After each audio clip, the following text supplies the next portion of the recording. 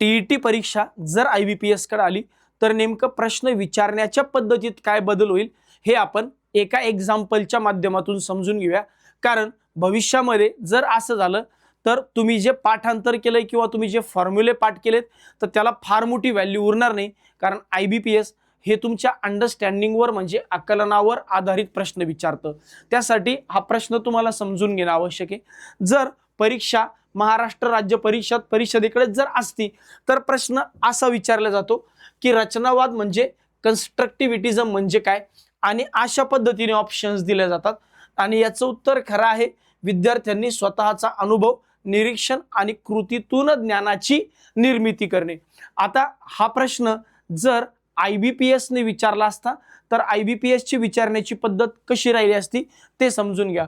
IBPS अशा पद्धतीने प्रश्न विचारतं। अशा पद्धतीने मी स्वतः हा प्रश्न TAIT च्या परीक्षेत सुद्धा सोडवलेले आहेत। प्रश्न विचारण्याची IBPS ची पद्धत अशी असते, एका वर्गात शिक्षक विद्यार्थ्यांना विज्ञानाचा प्रयोग स्वतः करून पाहण्यास सांगतात। ठीक आहे, विद्यार्थी निरीक्षण करतात, चर्चा करतात आणि स्वतः निष्कर्षापर्यंत पोहोचतात।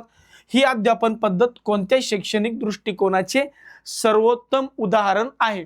म्हणजे इथं काय, विद्यार्थ्याला स्वतः प्रयोग करायचा आहे, अंडरस्टँड करून घ्यायचे, म्हणजेच त्याची क्रिएटिव्हिटी वाढणार आहे, त्याच्या क्रिएटिव्हिटीचा यूज करून घ्यायचा आहे। मग क्रिएटिव्हिटीशी रिलेटेड शब्द काय की वर्तमानवाद, बिहेवियर, त्याच्या बिहेवियरचा इथं काहीच संबंध नाही। रचनावाद, हा इथं त्याचं कन्स्ट्रक्शन म्हणजेच काय त्याची क्रिएटिव्हिटी कामाला येते। त्यानंतर व्याख्यान पद्धत, विद्यार्थी लेक्चर देणार नाही, पाठांतर करून काही फायदा नाही, कारण जे प्रयोग असतात तिथं पाठांतराचा काहीच विषय नसतो। म्हणून याचं करेक्ट आन्सर असलं पाहिजे रचनावाद, कन्स्ट्रक्टिव्हिटिझम। तर अशा पद्धतीचा बदल जो आहे तो IBPS कडे जर TET ची परीक्षा आली तर होऊ शकतो। त्यामुळे आतापासून तुम्ही त्या पद्धतीने विचार करायला लागावा, म्हणून हे एक्झाम्पल तुमच्यासाठी दिलं। अशाच प्रकारचे नवनवीन एक्झाम्पलसाठी आपल्या चॅनलला नक्की सबस्क्राईब करून ठेवा। धन्यवाद।